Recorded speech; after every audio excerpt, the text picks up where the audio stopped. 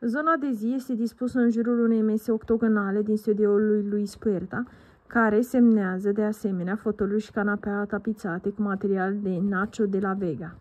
Pe perete, o colecție de gravuri din secolul al XIX-lea de la Le Secret, de unde provine și vasul din marmură neagră din secolul al XIX-lea aflat lângă canapea. Lampa de lectură este Iconica Diablo de la Stil Novo.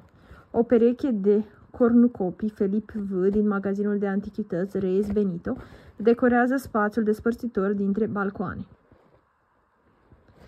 Pânza albă. Casa lui Joan Mund, colecționar de obiecte antice și designer, este precum un scenariu polivalent care poate fi actualizat ori de câte ori vrei.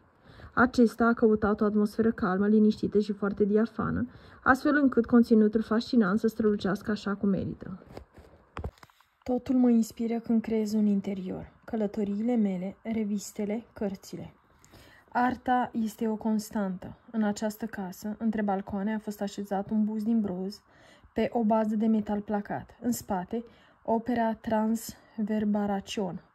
În lac, pe MDF, a artistului Luis Gamo.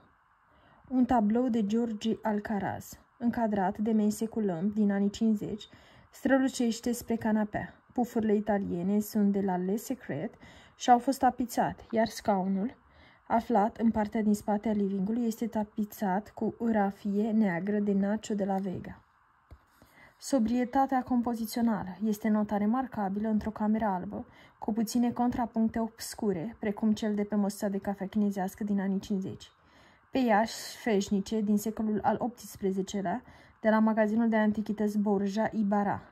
Pe fundal, o altă masă cu blat de marmură, Berenice și bază din metal lăcuit alb cu un bust al împăratului Octavianus Augustus. Aceasta este din marmură din secolul al XIX-lea, cumpărat dintr-un magazin din Amsterdam. Rama italiană de pe perete datează din secolul al XVIII-lea de la Le Secret. Julian Moulin atinge toate fațetele sufletului. Fotograf, artist, colecționar de antichități, designer de interior. Moulin este unul dintre partenerii fondatori ai Le Secret, un spațiu rafinat de antichități, situat în legendarele galerii Piquer din El Rastro din Madrid. Persoană curioasă și versatilă, Joan s-a hrănit, așa cum el însuși explică, din prietenia de mulți ani cu unii dintre cei mai cunoscuți designeri madrileni. Această relație strânsă a fost fitilul care a făcut să se aprindă latura mea creativă și mi-a trezit pasiunea pentru antichități, cea care m-a făcut să mă afund în această lume. Precum o mireasă clasică, pură și strălucitoare, este această locuință din Madrid cu spații largi, curate și neaglomerate, unde lumina și aerul te ating ușor. Poate că acest sentiment este ceea ce o face atât de caldă, în ciuda faptului că este învăluită într-o mantie imaculată. Potrivit proprietarului, designerul și colecționerul de antichități Joan Moulin, este ideală pentru o persoană singură sau pentru un cuplu fără copii, care călătorește frecvent și cărora le place să se bucure de un loc relaxant și confortabil în care să se întoarcă. Un spațiu pentru a cultiva hedonismul. Dar până să ajungă la aceste interioare cu efect placebo, casa a trecut printr-o transformare radicală. A trebuit să se lupte cu înălțimea tavanelor, moment în care nu am intenționat să fac compromisuri, clarifică colecționarul. Pentru a le păstra au fost făcute lucrări de infrastructură care au afectat podelele, însă, în final s-a reușit să nu se pierdă nici măcar un centimetru. Lucrarea i-a fost încredințată lui Rafael Herrero del Toro, iar munca de restaurare a balcoanelor, ferestrelor și obloanelor din lemn, singurele elemente refolosite, templarului Rafael Relano. Ideea a fost de a transforma un apartament compartimentat și nelocuit într-unul cu camere generoase și diafane. De fapt, casa are doar un dormitor cu 2 dressinguri și cu o baie în partea din spate, spațioasă și confortabilă, cu un duș imens din marmură albă. Designul interior poartă semnătura inconfundabilă Le Secret, magazinul la care proprietarul este partener și multe dintre piesele lui provin de acolo. Îmi place să amestec obiecte de mobilier din epoci diferite, din secolul al XVII-lea până în secolul 20. Scaunele lui XVI sau lampa din living sunt moștenite și multe altele fac parte din vizitele mele prin magazinele de antichități din toată Europa. Dar, în ciuda acestui defect profesional, adânc înrădăcinat, interiorul casei corespunde criteriilor contemporane, dar și antemporale. Liniile principale pe care le-am urmat în decorare nu au altă limită decât imaginația mea și dorința de a realiza tot ce mi-am propus. Pe de altă parte, importanța conținutului este primordială în munca mea. Această casă poate fi modernizată de infinite ori fără a fi nevoie să atingi în vreun fel structura. În ea, orice stil modern, contemporan, clasic se potrivește perfect. Este reforma clasică care va rămâne actuală mulți ani. În birou, o bibliotecă căptușită în piele de căprioară de la Nacho de la Vega servește drept fundal pentru 2 fotolii directorio, tapizate cu material de la aceeași companie și de la Isabel Martinez. Antichități. Consola din metacrilat este din studioul lui Luis Puerta. Este ornată cu o natură moartă din piese, un cap egiptean din secolul al XIX-lea, cumpărat din Franța, o vază din sticlă de murană și o lampă cromată cu abajur pătrat, acestea din urmă de la Le Secret. Minimalism elegant în dining, mobilat cu masa lăcuită din studioul Luis Puerta și scaunele Luis al XVI-lea tapizate de la Noche de la Vega. Pe masă, o sculptură din bronz din secolul al XIX-lea, de la Le Secret, care îl înfățișează pe Narcis. Moștenire de familie este lampa de cristal de la Garanja, suspendată deasupra. Pentru a depozita vesela au fost concepute dulapuri originale cu uși cu aspect vintage, care ocupă tot peretele. În partea opusă, marea pictură în ulei pe pânză, sistema decimal a artistului Luis Gamo Alcade, fură întreaga atenție. Suprafețe curate și linii drepte definesc o bucătărie atipică cu dulapuri cu uși simple și fără mânere. Centrul este dominat de insulă, inima acestui spațiu, care nu funcționează doar ca un blat imens de lucru, ci și ca o masă. A fost realizată din piatră de compaspero, material care a fost atent ales, de asemenea pentru pardosala casei și este completată de bancheta din rafie de piele, cumpărate de la Mestio Store. Din același magazin de antichități este și moderna sculptură în bronz, care se află pe blat. Tabloul Trazos este o altă operă semnată Luis Gamo. O oglindă din aur din secolul al XIX-lea de la Le Secret reflecta ansamblu și o bază din același material susține o scoică mare adusă din mările sudului. Pozitiv și negativ. Paleta cromatică din dormitor se reduce practic la 2 culori care conferă calm și eleganță. Patul are o tăblie cu model chevron și este acoperit cu lenjerie de in de la Mataranz. Pe lateral, aplice de la Stil Novo și un tablou Chilida, cumpărat de la Lagur. Scaunele tapizate sunt de la Le Secret. Acoperirile și pardoselile din marmură sunt piesele principale din baie, brăzdată de nervuri prețioase.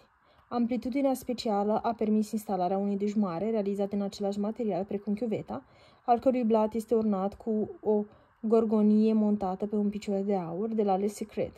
Bancheta este tapizată cu stofă Nacho de la Vega.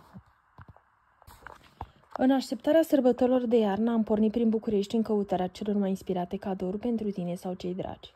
Am poposit în drumul nostru în locuri de poveste în care spiritul și moșului trăbăluiesc de zor pentru a-i pune în desagă cele mai frumoase daruri. Ne-am oprit în braserii, degusterii sau epicerii în care poți găsi orice vrei, de la produse artizanale create în Italia sau Franța, la dulciuri elaborate de cofetari celebri. Tarte Licios. 2 prietene din copilărie fac într-o căsuță de pe strada Brezoianu cele mai bune tarte din București și comunică pe rețele sociale cel puțin la fel de delicioși precum sunt și tartele. Tarte Licios a câștigat ușor faima printre locurile în care poți degusta produse homemade, iar sărbătorile sunt așteptate și aici cu mare nerăbdare. Cătălina va pregăti și anul acesta clasicul babka cu ciocolată și nucă, o tartă cu specific crăciunilist, însă nu ne-am hotărât care va fi combinația câștigătoare. Un advent calendar cu mini-dulciuri tarte Licios. Anul trecut Cozonacul a avut un mare succes, iar dacă ai fost printre norocoșii care l-au și savurat, e bine să știi că este inclus și anul acesta pe listă. Ne simțim ca spiridușul lui Moș Crăciun când îi împachetăm. Ne-au mărturisit cele 2 maestri în creat tarte. Și dacă tot a venit vorba de împachetat, la tarte Licios există o atenție sporită acordată ambalajelor. În general, plasticul nu este folosit, iar dacă este necesar, acesta este reciclat. În plus, unul dintre principiile micii afaceri, început în urmă cu 5 ani, este less is more, ceea ce înseamnă că prăjiturile sau tartele trebuie produse în cantitate rezonabilă și vândute în aceea zi. Considerăm că trebuie să fim un pic mai atenți la food waste și măcar așa să ne aducem și noi Micul aport. La Comets du Barry. La Comets du Barry. În centrul Bucureștiului, lângă Ateneul Român, se află La Comets du Barry, o epicerie rafinată în genul celor din Franța, deschisă încă din 2008, din pasiunea pentru tot ce este bun și frumos. O a doua locație te așteaptă în primăveri, iar în octombrie s-a deschis cea de-a treia locație în incinta One Herrestrow Towers, Le Manor Fin Market, care își dorește să devină un adevărat pol al gastronomiei de cea mai bună calitate. Dacă ești pasionat de gastronomia fină, vei avea surpriză să găsești aici o măcelărie, sushi bar, boulangerie, dar și o gamă vastă de produse, de la legume, fructe, produse bio, brânzeturi, vinuri, până la produse cosmetice și de igienă. Cele două magazine actuale, atât de elegante, cu zone dedicate vinurilor sau gastronomiei, sunt completate astfel de noua locație, generoasă ca spațiu, cu cei 400 de metri pătrați ai săi, în care poți degusta produsele. Iar acestea sunt tot ce ți-ai putea dori pentru orice moment al anului, dar mai ales de sărbători. De la somonul balic, stridile gilardeu, uleiuri, condimente, ceuri, ciocolată provenite de pe plantații de excepție sau brânzeturile uneia dintre cei mai virtuoși artizani din sud-vestul Franței, până la casele de vinuri celebre, Petruș, Chateau Margaux, Champagne Salon, armagnacuri și conacuri fine. De asemenea, produsele bio, de la ciocolată până la uleiurile de măsline extra virgine, precum și cele eco-responsabile și care provin din comerțul echitabil, ocupă un loc privilegiat în selecția magazinului în care bunul gust este tot ce contează. O colecție nouă de pachete gastronomice este pregătită pentru acest sfârșit de an, astfel încât vei avea de unde alege cadoul perfect, personalizat sau împachetat exact cum îți dorești. Majoritatea cadourilor vor conține specialități dulci, iar branduri precum Maxims de Paris, Chapon sau Michel Cluizel vor fi, ca de obicei, nelipsite din pachetele cadou propuse. Acestora li se vor alătura câteva produse premium pentru o experiență de neuitat, precum selecția nouă de panetone din colecția Dolce & Gabbana sau etichetele celebre de șampanie și vin din toate colțurile lumii. Indiferent de ce vei alege și vei savura de aici, vei avea impresia că ai pornit într-o călătorie a simțurilor. Zexe Brasserie. Într-o zonă cu aer istoric de pe Bulevardul Aviatorilor se află Zexe Brasserie, o brasserie interbelică adusă în prezent de Ana Consulea. Locul redă savoarea cofetăriei românești și are un farmec parizian. Povestea Zexe Brasserie a început oficial în anul 2016 din dorința mea de a reda savoarea cofetăriei românești, ne-a spus Ana Consulea. Dacă stai în zonă, ești deja în mod sigur unul dintre oaspeții care trec constant pragul braseriei pentru a savora una sau mai multe prăjituri dintre cele istorice românești, revizitate. Tache Ionescu, Carmen Silva, George Enescu și Regina Maria, completate de prăjituri de inspirație franțuzească, Le Petit Antoine, Forêt Noir, Exotic, Tros Chocolats, Tarte Macarons, prezente în cărțile de rețete românești încă din anul 1875. Deserturile din epoca de aur, profiterol, amandină, pricomigdale sau aromele inedite de înghețată, pâine prăjită cu majun, colivă, eugenie. Iar fiecare prăjitură, fie că este istorică revizitată, plină de nostalgie sau cosmopolită, are o poveste aparte pe care echipa noastră o face cunoscută. Ne-a mărturisit Ana Consulea. Pentru orice cofetar care se respectă, sărbătorile de iarnă încep încă din august, așa că în luna octombrie, când am iscodit ce se întâmpla la Zexe, pregătirile erau deja avansate, iar mirosul de scorțișoară și portocale se simțea parcă în aer. Rețetele erau actualizate, meniul cu produse de Crăciun finalizat, iar designul ambalajelor era ales.